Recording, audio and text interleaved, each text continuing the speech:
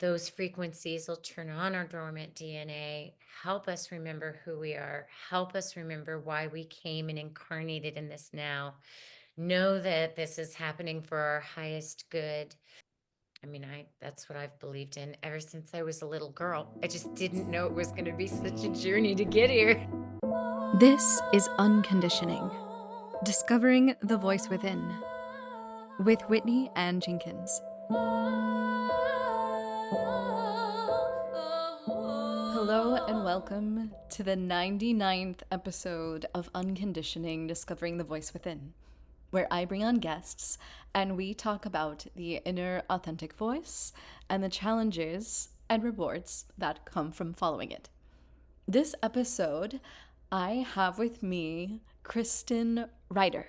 Kristin has traveled the world professionally as a musical theater performer, and she has been on a continuous soul journey to ascension. A resident astrologer at Serious Joy, she has found a way to blend her gifts of music and singing with healing and guiding people on their soul journeys.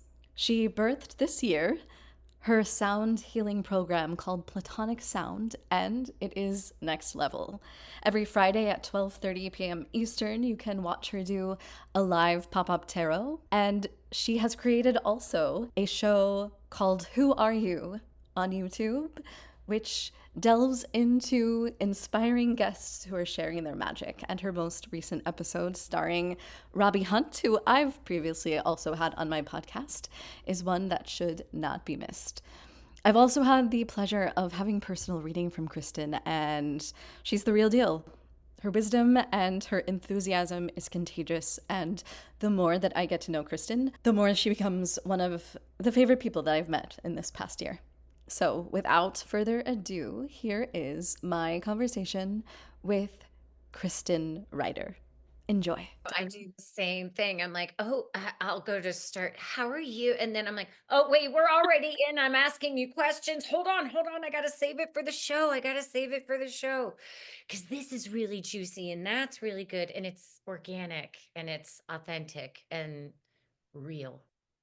And actually, so this is a platform for you to share your story and your wisdom. And I feel like you spend a lot of time helping others. I feel that with you. And so this is a time for you to shine. Job. It's my job. I'm like, well, which chapter? So when I was in my mom's womb, no, and it's funny because I know, like I'm getting interviewed in this, and I'm very grateful. Thank you so very much for this invitation because I have been with you one on one before to be of service for you, and I love everything that your podcast is illuminating for everyone and inspiring. Like you inspire me because I'm like, how's she doing this? I don't. Oh, I gotta do. How does that? I'm gonna be what this year? 50? I need some of these younger people's intelligence and how to operate the technology, but it's coming in fast and furious this year for all of us. And I mean, I mean, my past life, this life was, thank God I'm still singing. If I don't sing, I will die because it is my heart of hearts expression and gift and honor and joy and well, it's not, I can't say sadness because you can't sing and cry at the same time. It just doesn't work. But to express sadness of, Yeah, I'm really, this is going to be good. We're going to be able to go really deep on some of these things. yeah, well, I hope so because I think in this now of everything that we're all of humanity witnessing coming undone in the outer reality and the intense overwhelm that we're all witnessing, if we keep watching that coming undone, the reminder to go in. And so I started singing. Oh my God, my mom, well, God, I had a god awful solo. I had to sing "Mine eyes have seen the Gloria" in like 5th grade or something, and I'm like belting it out on the rafters of my elementary school, and that's when I started coming out and singing. But when I was a little girl, I'd always go out into the woods and sing to the birds, and that's how I started whistling to the birds. And it's interesting. My heart chakra is just going like, ah, yes, yes. And oh, my cat Lovey's now joining us. But that was like my little girl, expression. And then when I was 9, my mom put me in a Cinderella pageant in Ohio. And I sang "Somewhere Over the Rainbow" for my talent and won the talent department, whatever it was. But the whole pageant experience was so awful. I hated it. My mom hated it. And of course, because I won in singing and other department competitions, I'm like, what are those things called again? That seems like 5,000 years ago. Um, it was just so toxic and awful. I think we had to stop the car after the second pageant I had advanced um, to throw up because I was like, "Mom, I don't feel so good." She's like, "Yeah, we're never doing that again."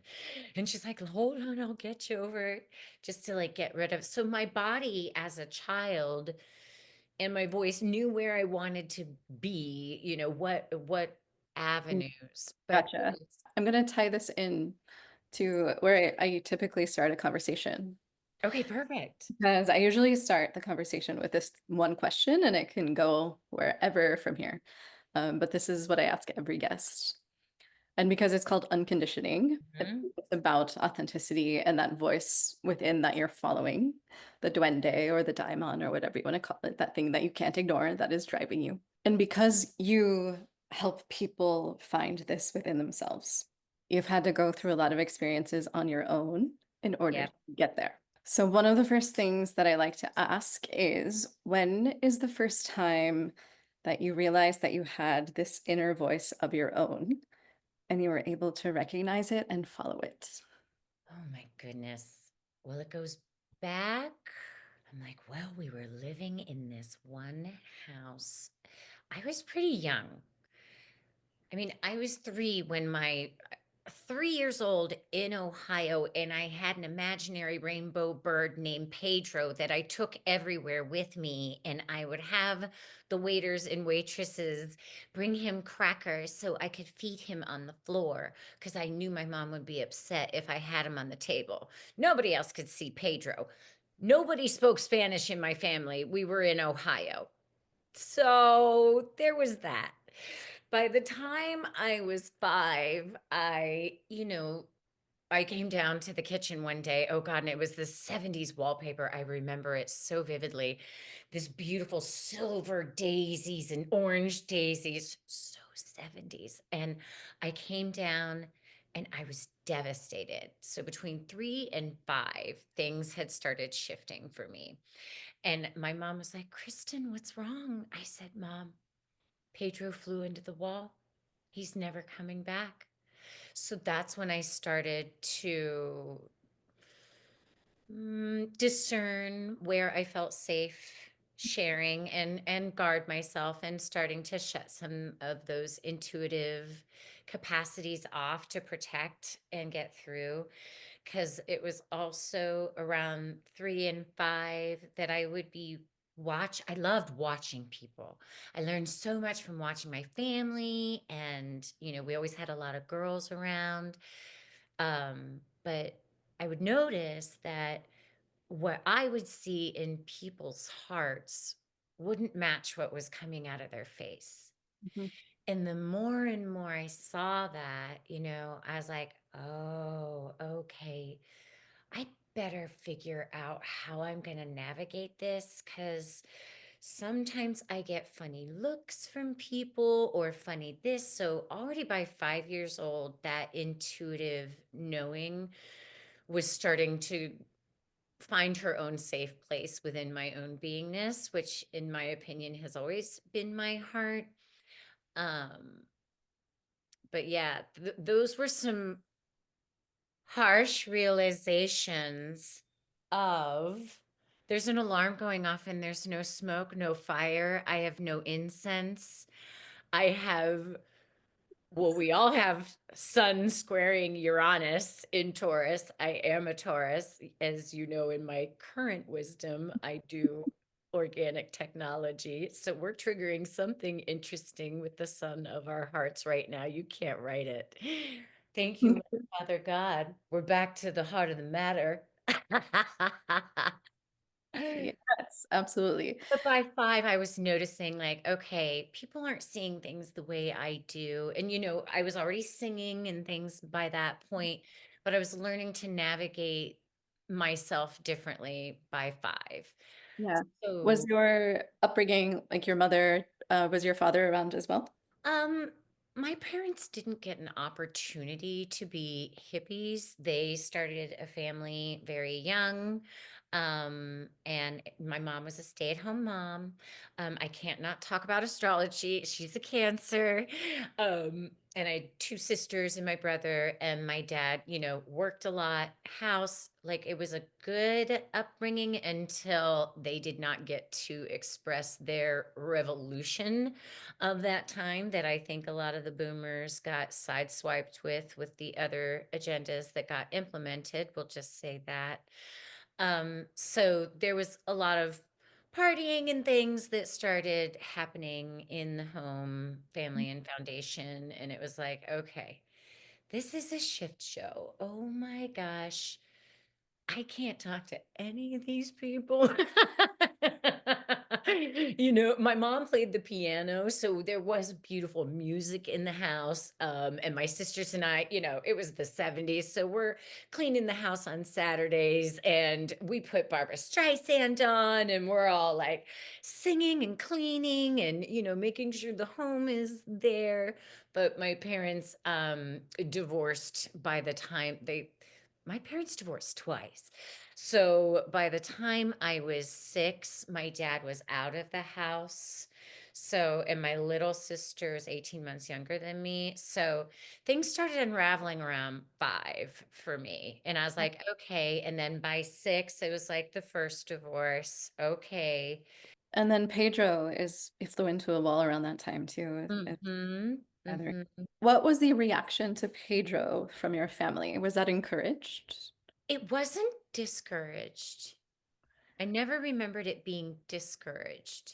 I always felt free to do that, but I think feeling into the change in energy and hearing more of the fights and more of the things is like, oh, we're not safe to go here anymore. So intuitively, I was like, all right, we're going to have to disconnect just to protect, right?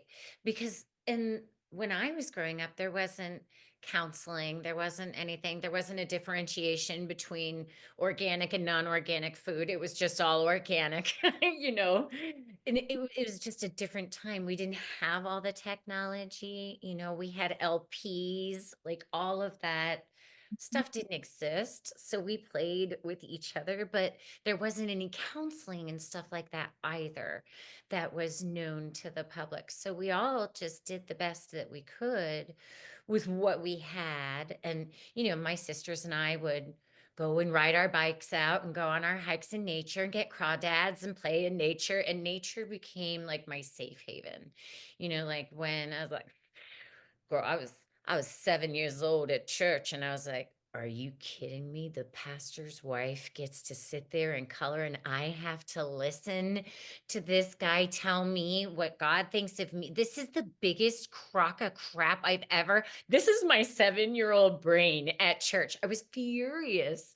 So nature had already been set up to be my safe haven. I'm like, well, you guys know what's going on. And, just the beauty that nature can facilitate. And I loved being outside all the time, as did my sisters, and on bikes and, roller skating and doing all of our fun girl things. And Yeah. then by the time I was 9, my parents had their second marriage. They got remarried to each other, Wow. right? Wow. Wow. Right. And then we moved into a big house, and then we did this. I might have known about it as 8, but big house, big wedding, things are great, new car. It's the 80s, getting our hair higher, still singing. I'm in my band, not bands, but I've been doing choir and stuff at that point. So I was starting to cultivate a life for myself outside of my family just in case, but I think I was 8 years old in Ohio out in the yard one day and I was like, I got to get out of here. I got to get out of here. I had seen the church for what it is. I was 8 years old. I was like, oh God, they're driving me. And I love my sisters. Like we did gymnastics and, my parents did the best that they could and all the things. But then I'm getting into middle school, then I'm getting into show choirs, then I'm doing musicals, then I'm doing, all of that stuff and still singing and loving it. And I'm a Yeah. natural. So that's kind of how the journey into performing in my early years started. And it was through school and where I went to school had amazing programs and I met so many great friends, some that I still talk to today or think of, definitely. And then that evolved into my parents did get another divorce, their second divorce. I think that happened my freshman year. And girl, by this point, I'm like, I gotta get my license. I gotta get a job. I gotta, and then I'm in high school, puberty's coming and it's like, oh my gosh, but then I'm doing the show choir auditions there. And then I'm doing the symphonic choirs. And, it's just all evolved through school. And then once I could drive my sophomore year, forget it. I was working at a video store and on the weekends and had a car. And it was like, all right, I'm 16 now. I'm almost an adult, got my own stuff, making my own lunches for years, so it was having to learn how to take care of myself and fulfill myself and trust myself. And it always came to trusting my heart and my feelings for me, even if those were hard feelings to get to because there wasn't a lot of emotional support, but that's what the music did for me. I saved my drama for the stage. I did have some drama at home. I'm not perfect. I'm not Yeah, perfect. yeah, you found an outlet for yourself, it sounds like, a way Yeah. to direct that. I want to go back to the little girl singing in nature for a minute, though. Okay. That feeling. Did you find a way to have that feeling when you were in the show choirs and the performance in a more public setting? Was that something that you were able to weave? I did because I'm such a paradox because no one would ever think I would have stage fright or, all the years of performing, but the stage always presented like a safe space. It was a boundary where I was like, okay, I have control and it's safe to be seen here. And I happen to be a little funny. And thank you. I love my hair. I love my eyes. I love my knees, and I'm a singer that moves well. And a great sense of humor. I there's humor also helped me heal a lot of the way to express that because laughter is so supportive as a healing tool as well as singing. So things were just organically coming up and presenting for me as coping mechanisms for the hard things at home. And it wasn't all bad, like again, my all of our parents are always doing the best that they can. There's for the parasympathetic nervous system release.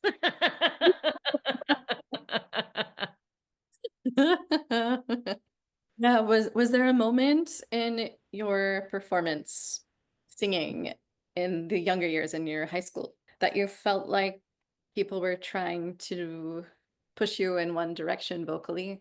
That is hard when you have a 4.5 octave range, but I was typically the top soprano, typically first soprano, until I did Oliver, my sophomore year. I played Nancy, and she's more of a belter, you know, things had developed in my personal body, and I didn't have to get the bingo bongos done. So once that happened, once the physical aspect of me blossomed, that was when things started shaping in a different way. I mean, girl, if you saw on my musical theater resume how many horrors I've played, a best little whorehouse in Texas, Mary Magdalene here, okay, okay, okay. So when that aspect of me blossomed, that's when that really started shaping itself. Hmm. Called stereotyping, darling, stereotyping. Yes. Did you find that typecasting was authentic to yourself? Did you feel comfortable expressing yourself in that way? Well, that would go more. It did come naturally for me, and I'm laughing because it's my South Node in Gemini and my 11th, which is your North Node. I know, it's like, okay. So I came in with my past lives, like playing out on the stage. I'm like, oh, I naturally know how to do this. I like had it's like it was acting in musical theater was the stage that I would begin to start channeling. Like I would be like, "Yep, I know how to do this. I that comes naturally. This is what, yeah, I got access to that." And people are like, "Who are you?" And I'm like, "Yeah, I don't know." Because we think we know everything in high school. You know, what a humbling no. So then I played Dolly. I was, God, what was I don't remember what my one year was. It's okay. I haven't even gone back to one of my high school reunions. It was a great place to be from. But it gave me a good foundation. That's when I started my junior and senior year. I started doing outside of school stuff. And then, it was Columbus Junior Theater back then. Now it's Columbus Children, working with some amazing directors, William Goldsmith, who crushed my ego a few times. And I did Jesus Christ Superstar again. Oh, we did Into the Woods. That's one of my favorite parts. I played the witch. We went to the Edinburgh Fringe Festival. So now, I'm 18. I'm starting to travel the world with musical theater. And then the next summer, I was in Avignon, France with Sweeney Todd. Started out the beggar woman, ended up as Love It, Tell God Your Plans. It's just like, oh my goddess. But then it was like people were starting to see the character aspects of me as well, and not just the sassy, sexy, blah, blah, blah, which, yeah, I know. Um, and some of that portrayal and stuff played out through, and then I didn't start healing those aspects until I said, and I've done this several times in my life, I'm done with performing. I have to pursue my spiritual awakening. Wow. Yeah. So when I started pursuing my spiritual awakening, that was after my Broadway tour with Anne Margaret, and I was done with my first divorce at that time. Girl, I did a European tour with Rocky Horror. I did the Best of Broadway. Like, Okay, there's so many things. I know, right? It's like life has been my school. So Life many. has been my experience. You learned how to channel characters or find a way to Aspects of access myself. Yeah. access. Like even maybe different parts of yourself or past lives or who knows what you were channeling to come into like those places. So I'm currently getting my PhD right now in psychology, and my focus is on exploring the boundaries of actors in intimate scenes and the connection between creativity and eroticism and how that kind of comes together. Did you have any showmances? Well, I was like, well, now I have to tell you about my first love, who was Jesus, obviously. Duh. Oh, yeah, and he's also an actor, amazing actor. I think he's still doing stuff in Chicago. Oh my God, Pisces, his birthday's coming up. Yes, he was my first love. So he was with me in a lot of those shows throughout high school. So we met was it, I think he first asked me out my sophomore year because I was already in Notables now, and he had asked me out, I think the summer before my sophomore year. Uh, no, because I broke my ankle. I broke my ankle my freshman year. I used to be a cheerleader. My freshman year, I was cheering until I was a freshman in high school, and then I broke my ankle, and then that's when musical theater shows really took off my freshman year. And I think he asked me out the summer before sophomore year for our first date, and yeah, yeah, we were together for many years, and then he went to college, and then it gets complicated, and then we weren't, and yeah. So you said something about a spiritual awakening, like around that time that you decided to take a pause. So this is the interesting thing because it's always been there. I just didn't know what to call it, right? Because once I started leaving the US, that's when things really got interesting. And I didn't even see the ocean until I was 16. I know, right? Like, so I had some weird late bloomings, but then really early bloomings. So my first time leaving the US was that I think that was my first flight, was from Ohio to New York to London to the Edinburgh Fringe Festival. And when I got exposed to those other cultures in other areas of the planet, it just lit up so much in me. And then by the time I was doing my first professional gig out of New York, I moved to New York City when I was 19. I hated college. Oh God, I hated college. I went for 2 semesters and I was like, what? No, I'm out of here. I'm moving to New York City. I'll figure it out. In the way equity was set up, I had things set, blah, blah, blah. But I did my first European tour, and that was called The Best of Broadway. And I had an amazing friend named Mark Edgar Stevens, who later did my first past life regression.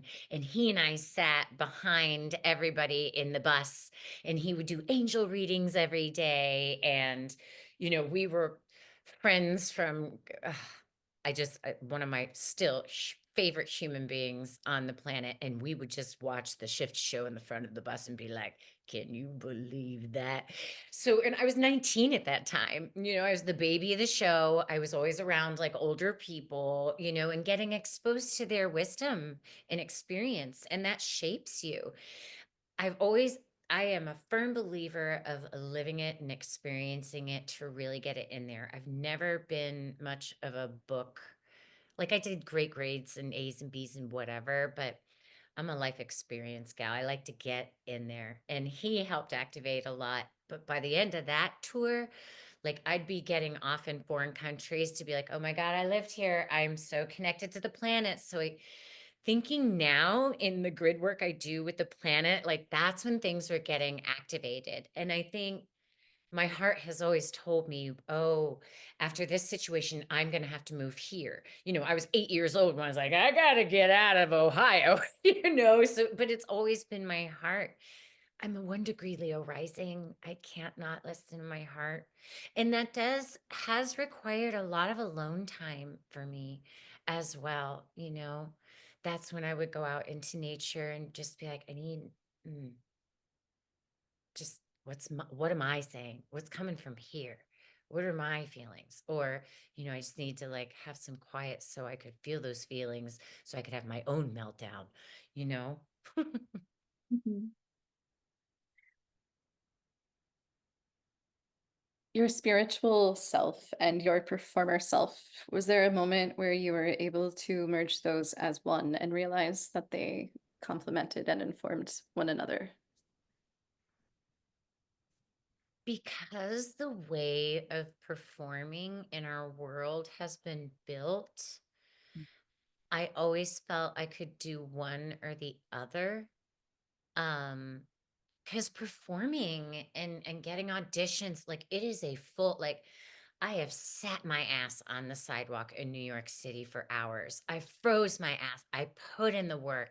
I've had a gazillion callbacks for all sorts of shows and booked some of them and super grateful for those experiences. But the lifestyle that requires is so intense and toxic. So after my Broadway tour and divorce with Whorehouse, that was when I was like, okay, oh God, well, here was another moment.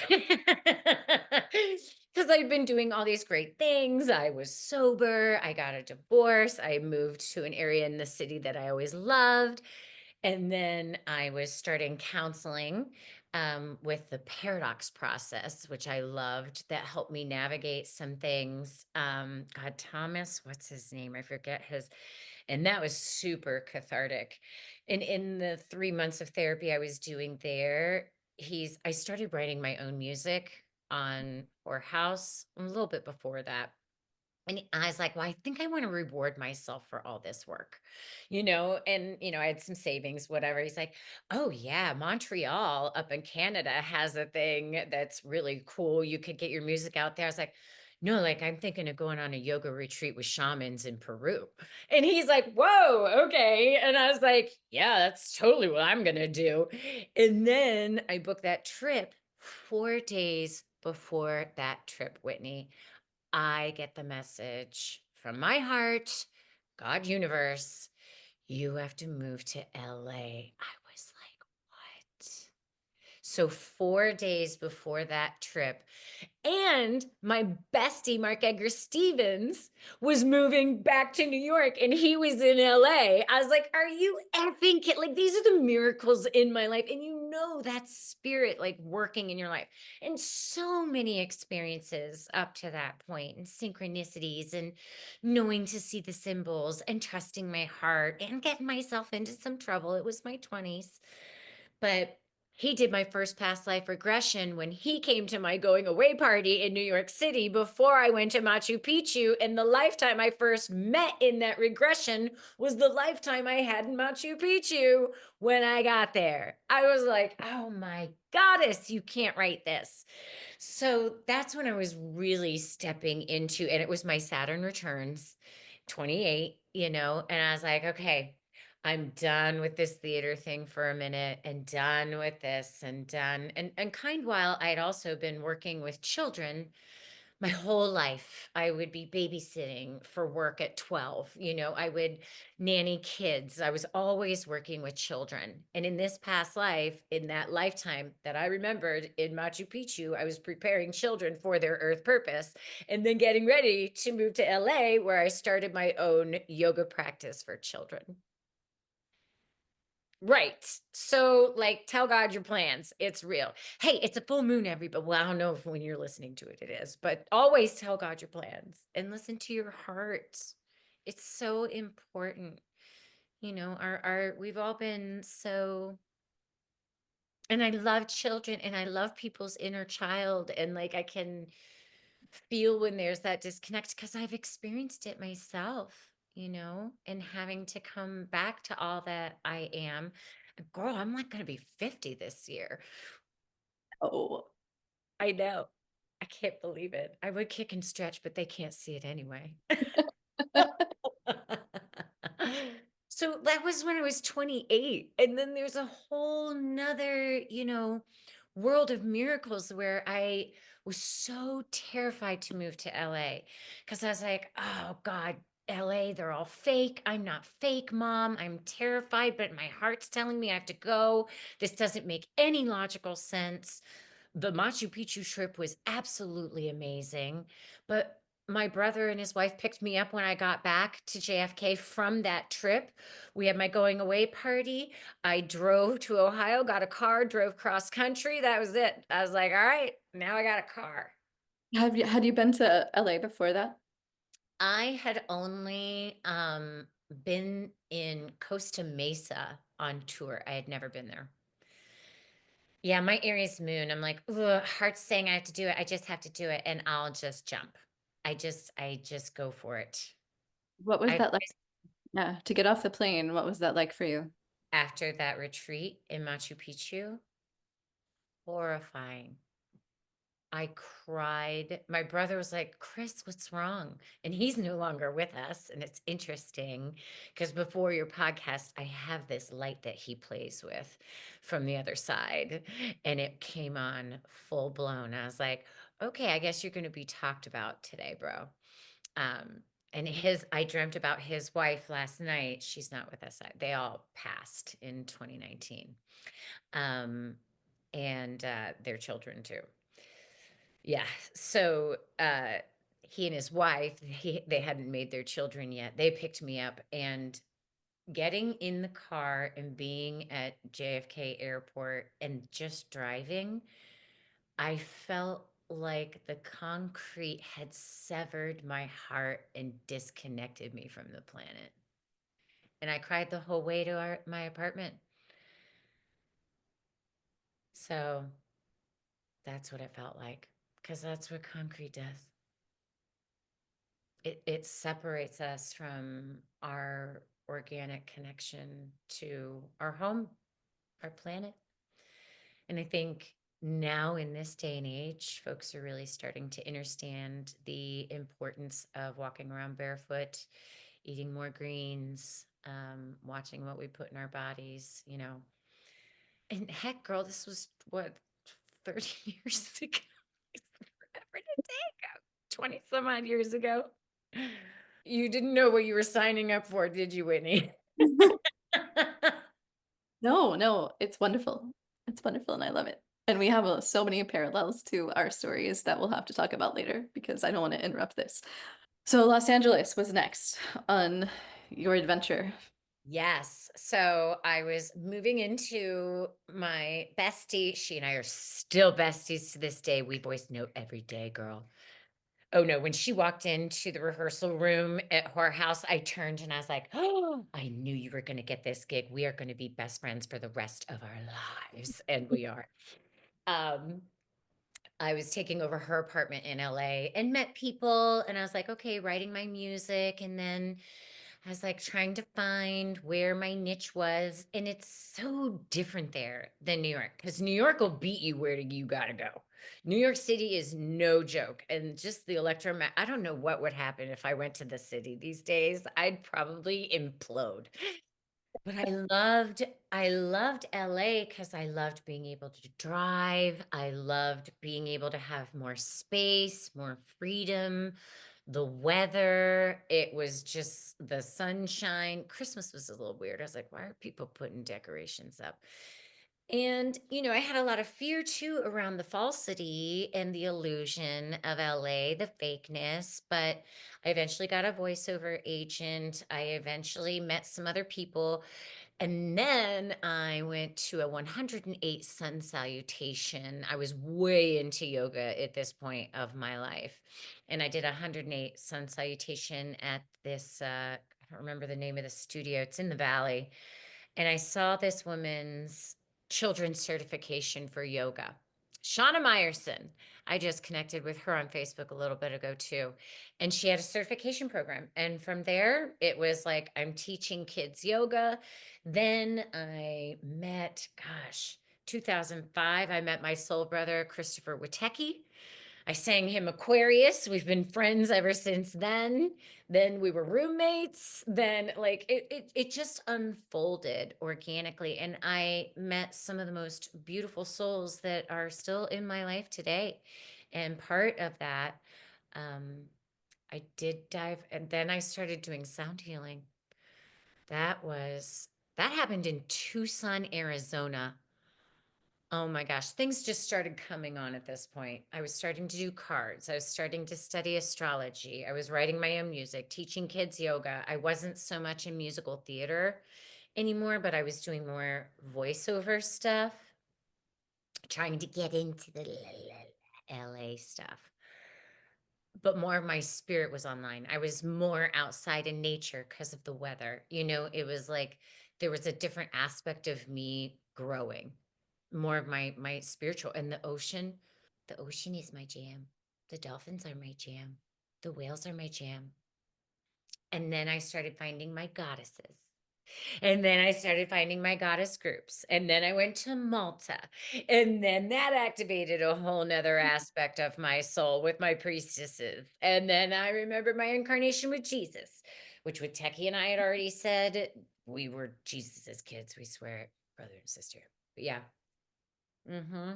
Yeah, girl, that takes us up to 2005. Five. I know. I know. What did you learn about yourself during that time in Los Angeles? I learned that I enjoyed the ebb and flow of how things revealed in my life organically, like it wasn't so forced. I do have a Venus aspect out there too. So it was the divine feminine, which is that flow, more allowing.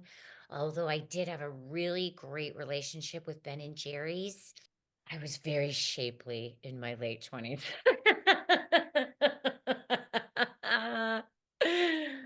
Well, you were also really into yoga, it sounds like. So And I was really into yoga. balancing Yeah, yeah, but with the yoga, I'm so visceral in my body and moving, like, I had to have something that was gonna replace the dancing of musical theater, and that was yoga, and then it turned into more of a spiritual awakening because it literally helps us align with certain energies on the planet, and more chakras come online. I did another certification, more teaching, had a very successful kids program. I taught 14 classes a week all around LA. Oof. Then I lost my voice after teaching solidly for a year. I was just going to ask you how all of these spiritual connections affected your voice. Well, you're a little psychic too, Miss Whitney Ann. Well, it was actually, around 2005. I was like, "Something is up." Like, singing my own songs, when I would do, open mic nights or whatever, I was like, "Something is I can't phonate a certain aspect in my voice." And I was like, "What is that?" Because teaching kids, girl, I had some rough classes. Some of those parents wanna pay a lot of money, but I didn't know how to, like, handle 12 kids at the end of their school day without using my voice in a screaming whatever way. And after 1 year of that mainstay, my voice was like, "Nope, we're good with this now." And I'm like, "Okay." So then I went into my own healing of speech therapy, intense voice lessons, and I had gone back to Ohio for a holiday, and God, that's interesting. I dreamt about my dad last night too. It's like I dreamt this whole interview last night. A little bit psychic. All of us, we are all psychic beings. Thank you. Moving on. I had gotten my throat scoped when I went home. I was like, "Dad, something's wrong with my voice." He's like, "All right, let's get it checked out." Scoped my throat. Sure as shift, sister. One big, swollen, pustule, nasty, greatest fear on my left vocal cord. They're like, "Yeah, we could laser that off for you." I said, "Oh, hell no. Have you heard of Julie Andrews? You are not touching my voice with a laser. No." And he's like, "Well, because, laser is like done and then you're instantly healed." And I had to go back to LA and work and do all those things. And I was like, that just doesn't feel right. So that's when I started all the therapies to get the swelling down as much as I could. And I had a great Dr. Sugarman was his name. I had gotten that through some of my priestess references and friends. And he's like, "Ooh, you do got something there." He's like, "But your energy, if you could bottle that, you would be a gazillionaire." And I'm like, "Well, that's called my body." So I can't, it's like, "I don't have that, Dr. Sugarman." He's like, "Okay." But I did the therapies and he's like, "Well, my dearest," he's like, there is a note there, you're gonna have surgery. So they peeled it off. One of my besties, whom is here where I'm at now in Asheville, North Carolina, she took me to the procedure, and then I had 8 days of silence. 8 days of silence. Never in my life had I experienced, I think this was my Jesus year too. No, it was 30. No, 33. Oh God, it's blurry now. It's blurry now. Somewhere between 30 and 33, I experienced my greatest fear.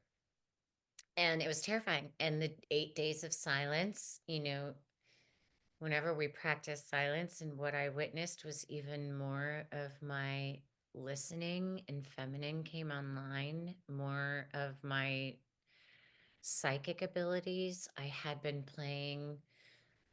bought my first crystal singing bowl at this point, so I was playing with that. I was in the closet with my crystal singing bowls in that apartment for a long time. Long time.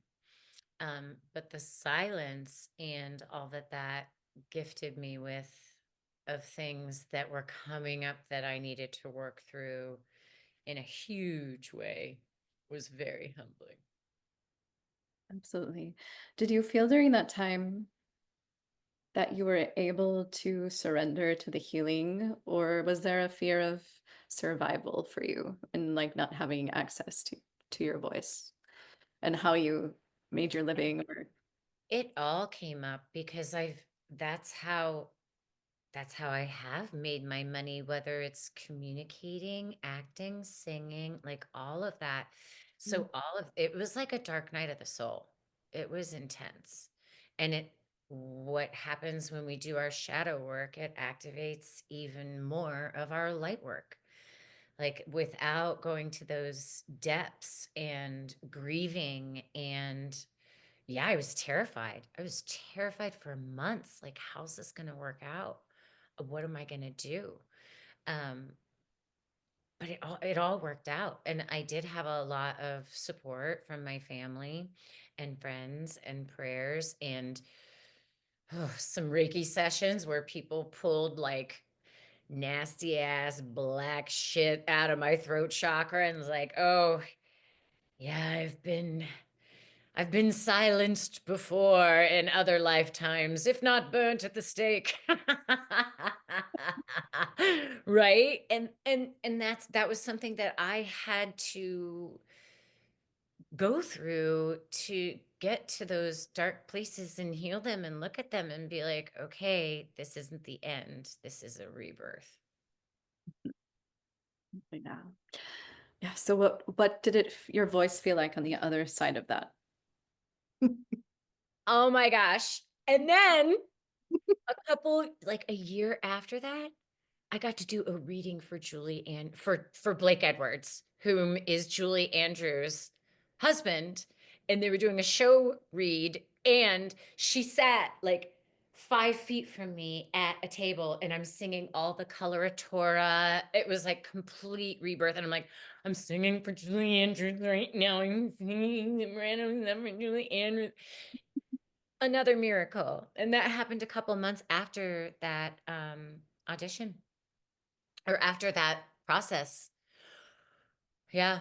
Girl, there's so many ups and downs. So many ups and downs. Um, and they all go into everything that I am today. And that's still there's even more chapters after that. I'm sure. I'm sure. So, did you like connect with astrology on a deep level during that time? Is that when how did that come about? Christopher and I met at a barbecue in the fall of 2005 or something like that. And like I said, I sang him Aquarius. Um, and then, went through my voice thing. He and I were fast friends. So I was around 30. Well, I was born in 75. Did we meet in 2007? No, it was 2005. That was Malta. Then this is what happens when you get to 50. It all goes blah, blah, blah, blah, blah, blah, blah. Somewhere around there, 2006-ish, he and I met. I sang Aquarius to him, and I had known about astrology. Of course, I had read my horoscope for years. Of course, I had checked out this, and I had been reading Susan Miller's stuff, and I read so many different books in my 20s. Now I can't read a one, which is interesting. Um, but I dove into all of the quote unquote esoteric, new age, blah, blah, blah. I was on my own I made my own retreat every day. So by the time I met with Techie, I was like, okay. And, we were fast friends and then we lived together, and there was no way I couldn't really do a deep dive into astrology, because then I started doing Soul Garden on camera and stuff for him, and camera media started coming into my life, and starting to build that type of personality. Yeah, I know, right? Okay. But by 2007 I was back in New York, because by 2006 I started doing my own one woman shows. Ooh. Ooh. Right. Ooh. Talk about claiming your voice. Oh yeah. Kristin Reitter presents The Goddess. Balls out. That's amazing. So, did you write the show? Yeah. And and Um, and you performed it, and it was an expression of everything that was you, because you were talking previously about how it being such a struggle to pound the pavement and audition for things and try to fit yourself within a box. And this was your own creation. You were carving your own path. I loved it. Thank you. Well, and then I moved back to New York City after, because I was like, well, cabaret, because I used to work at a piano bar called Don't Tell Mamas for years, singing and slinging between gigs and whatnot. And things were kind of falling apart. I wasn't enjoying LA so much. I was like, here she comes again. Here she comes again. And my new voice, new vibration. I had done Pirates and the Penzance at a theater there, like, and then Julie Andrews. So theater was coming back in, right? So yeah. So I moved back to New York, and I was like, all right, what's this beast got? She had a lot, because then 2008 happened and it was rough. Yeah. That was more darkness, because the crash happened, theaters, things were not, it was like, nope. She's just like, I am not on board with you auditioning again. I'm not on board with you doing this. I'm not on board with this and that. Da da da da da. And then by 2009, things were real. It was not pretty. And you And were when it's not pretty in New York City, y'all, it ain't pretty.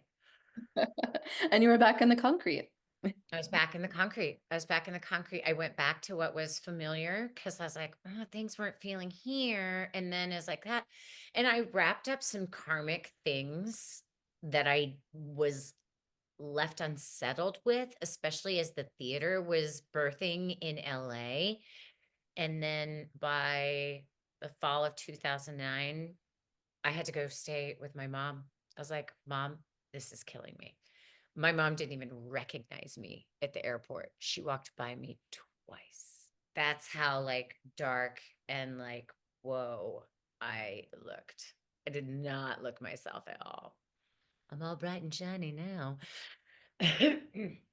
But yeah, yeah. So then I went to heal with her. Then I was like, didn't really want LA, but then I was going to go possibly to Vegas with another sister, awesome soul sister of mine. And that wasn't coming together. And then one of my soul sisters needed help in LA.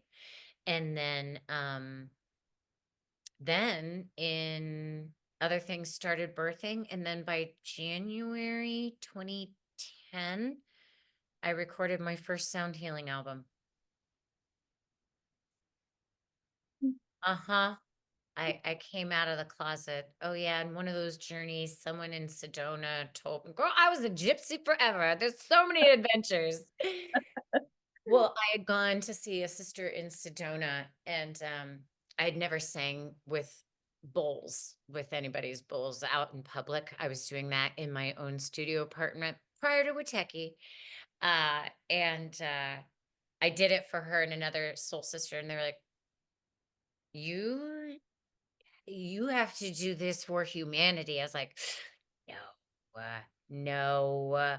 Well, okay, I did. I do. And now I'm doing it like never before, like nobody else, and it's my greatest gift, and I love it. And you don't have to strain your voice to shout to the whole world to do it. No, to shout to the whole world and to fit myself into something I'm not and don't want to be. Yes. Yeah. That's And I amazing. became a mom in there too. Well, Oh, after that. Well, because then I worked for Disney. That was interesting. Yeah. Oh, yeah, well, girl. It just keeps going. It just keeps going. Yeah. So 2010 happened, helping a girlfriend there at her place. I just helped friends and house sat and stayed and did my album and was doing things like that. And then had an audition for Disney Cruise Line, which I actually had an audition for this same ship 15 years prior before it was done being built in New York City. But that was for a princess, and this was for fairy godmother.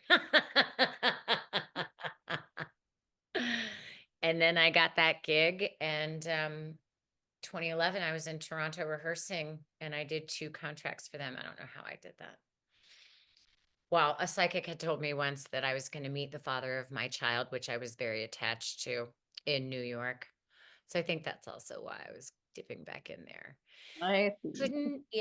I couldn't let go of the idea of having a child, although right before I did meet the father of my child, I was energetically trying to figure out how to end the contract with my son, because I was like, "Listen, I'm 38, I'm tired, this isn't gonna happen. I'm not meeting anybody, blah, blah, blah."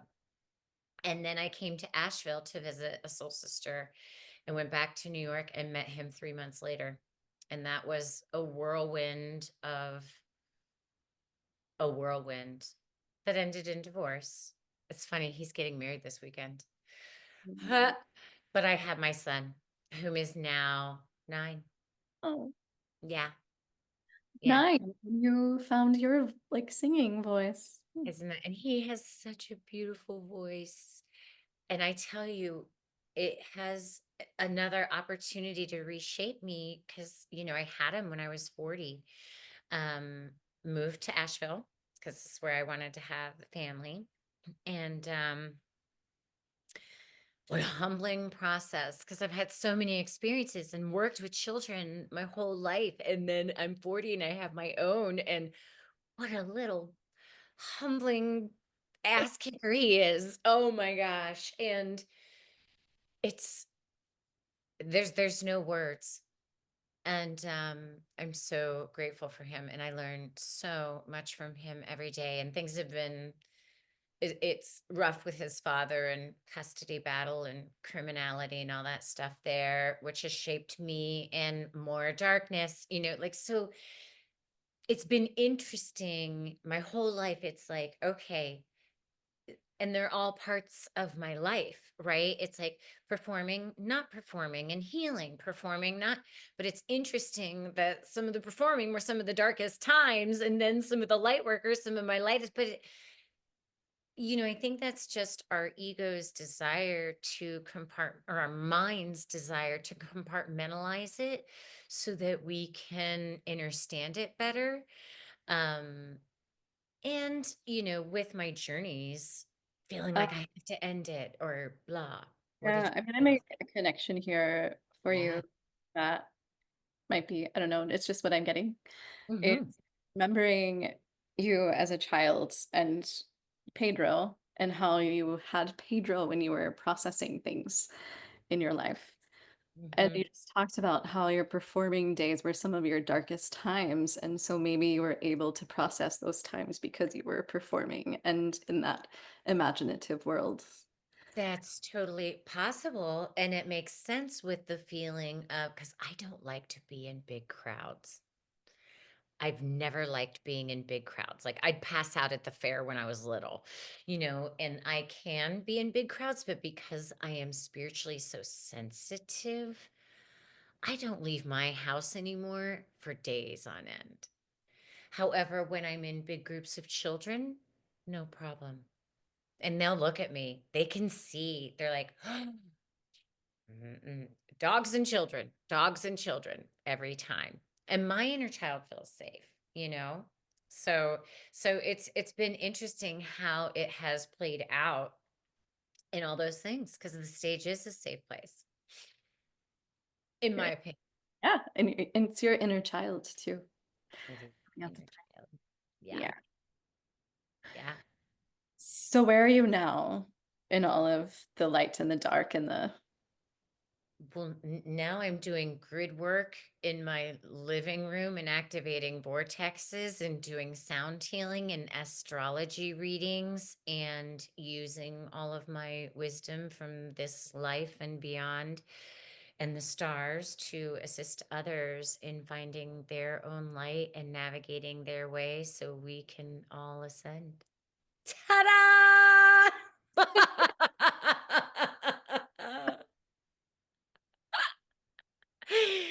You can't take the musical theater out of me. I mean, come on now. Come on. But, it's amazing how it's all come together, and I've recently, started working with a gong. I've 8 crystal singing bowls. I use rattles, drums, oh, wow, and this is interesting. I got introduced started using the gong 1 week before the hurricane hit Asheville. Right? My entire complex is fine. I had power the whole time. I am so, it's hard to see what has happened to this town, and we're still rebuilding and navigating all of that as LA is as well. So there's lithium and titanium and crystals, and both of, not lithium. Is it lithium? It's another element. But yeah, I think it is lithium. So much so information these days, just flooding out for all of humanity to witness, but not necessarily get caught up in. right. So that's where, I'll be telling myself in these now times in this ascension, it's like, okay, that part in my journey now of helping that old structure organically dismantle itself, that is not my job. So, and I'm talking to you, and I've got my hand like anchored on my heart right now to remind me and all of your listeners that this is an inside job. Ascension is an inside job. Um, and I do grid work with the planet now and helping her in her birthing process. And I've just gotten all sorts of woo woo now. Yeah, would you be able to explain grid work for the listeners? Yes. Okay. Here's a fun way. Oh my gosh. Well, now I'm dating myself. Remember those globes that, and they still make them, I think, at the store Spencer's. There used to be the store Spencer's that is plugged in, and you put your hands on it, and the electromagnetic field of your hands will make the lasers go out to your hands from the center of it. So the center is her heart, just like our heart. And so I assist in helping her activate any dormant ley lines. And that's one of the reasons here in Asheville as well, because it's setting up a larger field because quartz crystal activates. So it's literally helping to activate the organic field for all of humanity. So Well, that's not nothing. it's not nothing. It's not nothing. And the life, when I first visited here, uh, that first lifetime that was in my past life regression that I remembered in Machu Picchu, she's here too. Yeah. So I've been doing this work for eons in working with the planetary grid. I'm just remembering. Literally, my work helps dormant DNA come on. Sound healing is the medicine of the future, and our future is now. And I encourage people to sing and bring their own vibration into their bodies because that's going to help stimulate your own skeletal system. And, just in when you do different sounds like and you consciously guide it up, like you can open your own crown chakra. It's just like and vibrate and stimulate. God, that now I have look, I'm like you guys can't see this. This is hilarious. I'm like the globe at Spencer with my hands on my head right now, lighting my pineal gland, having a great time. Whitney's like, yes. But that's what frequency can do, especially when it's anchored in our heart, grounded to the core of Gaia, not plugged into her core. She doesn't need us doing all of that, like just our light, just our presence. But then that'll help shift all these less than chaotic times out a lot faster as those frequencies will turn on our dormant DNA, help us remember who we are, help us remember why we came and incarnated in this now. Know that this is happening for our highest good. I mean, that's what I've believed in ever since I was a little girl. I just didn't know it was going to be such a journey to get here. Right. Same, same. Right? Talk about humble pie. Please, sir, can I have another? No. Uh, If people would like to work with you so that you yes. on their journey, Oh my gosh, yes. yes, I where can would be honored. I would be honored. Gosh, this is the other thing I just started this year. See, y'all, I get bored because I have a lot of creative energy. So I've got, oh my gosh, you can go to my website. It's the easiest way to find me. And please sign up for my newsletter. It's Kristin Reitter, Kristin, Reitter, Reitter.com. And that's where I will send out monthly newsletters, sometimes bi-monthly, depending on what I've got going on. I'm currently in one of my Platonic sound programs where we activate the Platonic solids with sound, meditation, singing. Oh my God, it's so wow. And then you get activated in how to do grid work and how your system works with the grid and your light magic can get activated in that. It's so much fun. I love my ladies. I've got a monthly Who Are You show that I want to cast you on, Miss Whitney Ann, when your goddessness is ready to be witnessed on the camera. Dun, dun, dun, dun, dun. So I'm always casting for that. And then Fridays, I have a fun pop-up tarot show where you can join for free on my YouTube channel and bring your questions. There's always so many beautiful souls in the chat, like supporting each other, helping each other. We all have so much wisdom to share, but it's an opportunity to come together from wherever you're at. And we have so much fun with that. I started that in August, and that's doing great. Um, and then I do astrology readings and look at people's charts, channel energy for that. And I do one-on-one sound healings because my platonic sound is like the group sound healing work I do. And of course, you can find me on Serious Joy doing serious sound drops every day, sometimes pep talks, and some behind the scenes work for Serious Joy. yes, so many options, and I'll put all of those links into the show notes. I'm exhausted. I'm really busy, Whitney. No, you are I'm doing a really lot of things. This is your future. You should see her face. Clapping now, we're clapping now. I'm like, oh my gosh. Well, not only did I share everything that I've cultivated and thrown everything into the pot, but I just went through the cliff notes of my life story. I'm like, wow, I guess I'm ready to be 50. And I can kick and I can stretch. Yes, you can do all the things. We all can. We're all finding out what we're made of, and it's so much more than we've all been told. And that's going to be the gift after all this chaos. How much longer do we have to wait? That's why ascension is an internal, inside, then out process. But I mean, we have some powerful astrology coming this year. March 30th, Neptune goes into Aries, Saturn follows, then Pluto retrogrades, but it's not going back to zero. Then Uranus goes into Gemini in July. Like, y'all, this is the change of our lifetimes. Things are not going to be looking the same in 3 months, in 6 months, in 9 months, in a year. It is going to be the ride of our lives. So, self care is super important right now. Making sure you've always got enough water for yourselves, put salt in your water. If you need some mental or emotional help, do ask for help.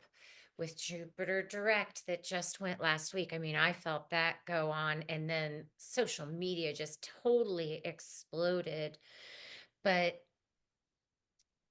taking ourselves offline, taking the sacred pause, taking the quiet times, more salt baths, some facials, exercising, earthing, getting out into nature if you can, breath work, yoga, all the things that people have been saying. I mean, I've been doing it for years, but I guess not everybody has. I'm not perfect either, but I am at the same time.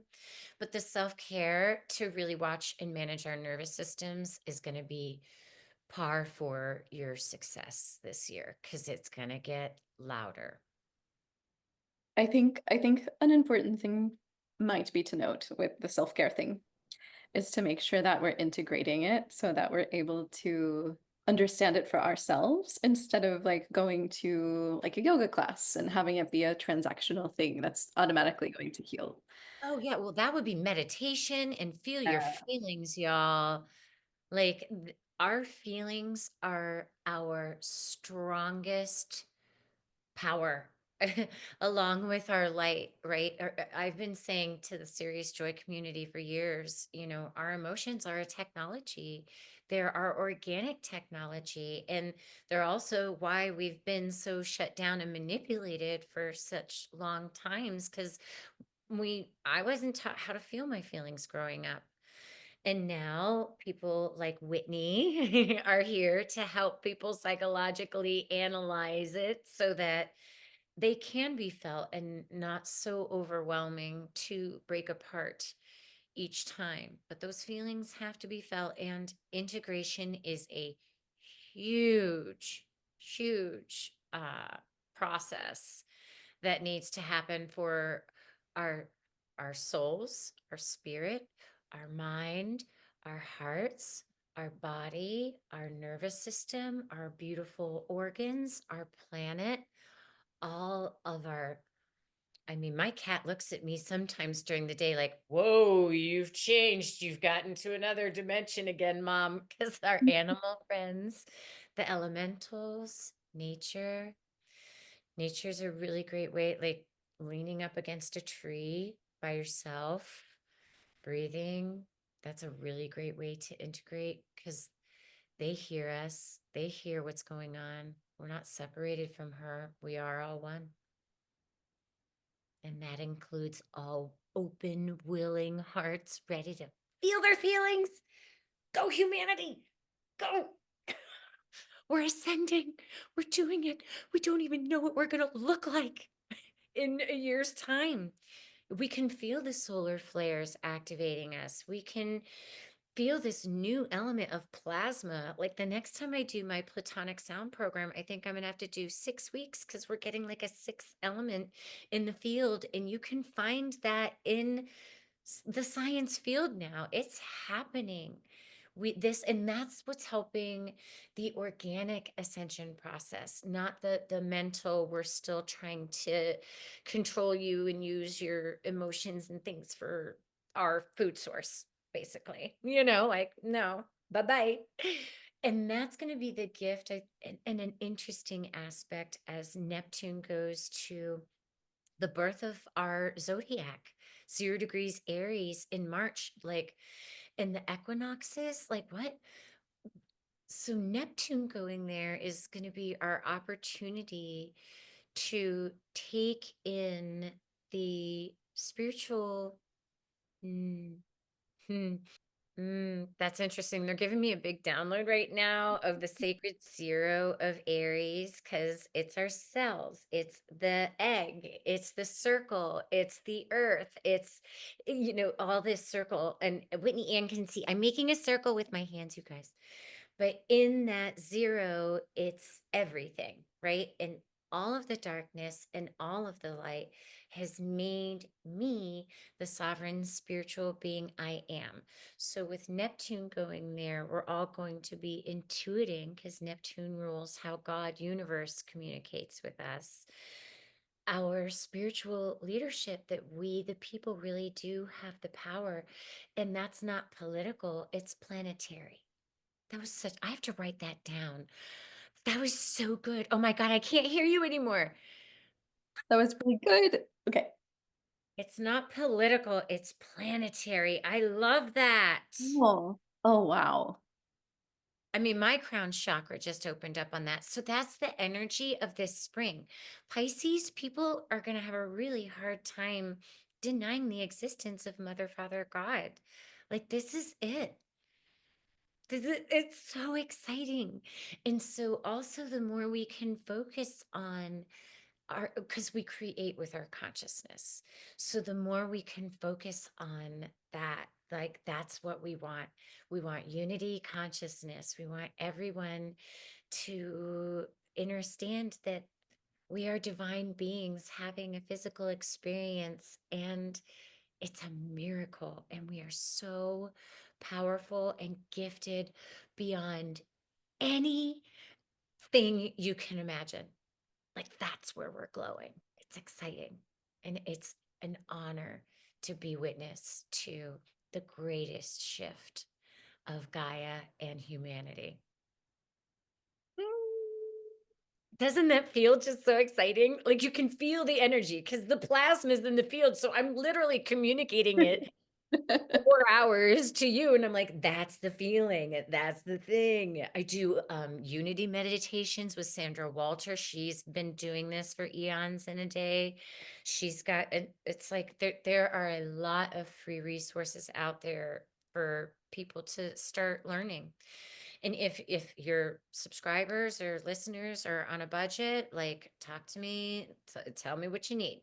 Tell me what you need. If my pricing is a little whoa for you because things are really starting to get exciting, then just let me know. I get it. I've been homeless before, y'all. Look, I didn't even talk about those Didn't even times. talk about that part. So, is there anything on your heart or your mind, but more your heart, that we haven't got to that you would love to share? I think I kind of just shared it. So too. It felt like a really positive, go get them.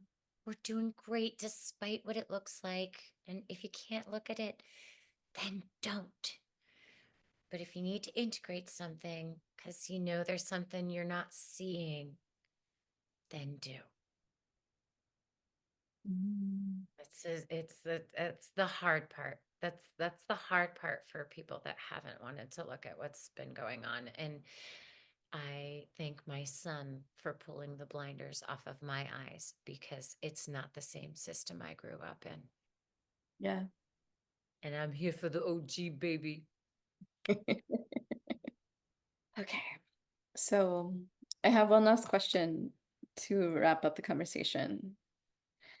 And I feel like what you just said that you wanted to write down might be the answer to this, but I'll ask it anyway. If your inner voice had a billboard, what would it say to the world? Oh God, she got really excited. She Mm. Oh gosh. You're crushing it, humanity. You're doing great. Keep up the good work. Go into your heart. Go into your heart. Light it up from inside. Your heart is the sun. Your heart is the sun. You are the light, and you're doing great. And I believe in you. Well, thank you so much for sharing your story and your wisdom and your light. Whitney Ann, I wish I could jump through the screen and give you the biggest hug ever because I thank you so much for being a fellow light and goddess. And you are beaming. She's beaming, y'all, and she's going to beam on my show too one day. Cool. Sooner than later. Thank you so much for this time. My heart is all lit up. Good. Thank you so much for joining me this week. If you're listening and you like what you hear, please consider subscribing and rating this podcast, as it really helps get this podcast out to other people who might be interested in hearing it but don't know about it yet. And also, if you'd like to contact me or reach me, you can reach me at unconditioningpodcast@gmail.com or unconditioningpodcast on Instagram. Thank you so much. And until next time, stay tuned in to you.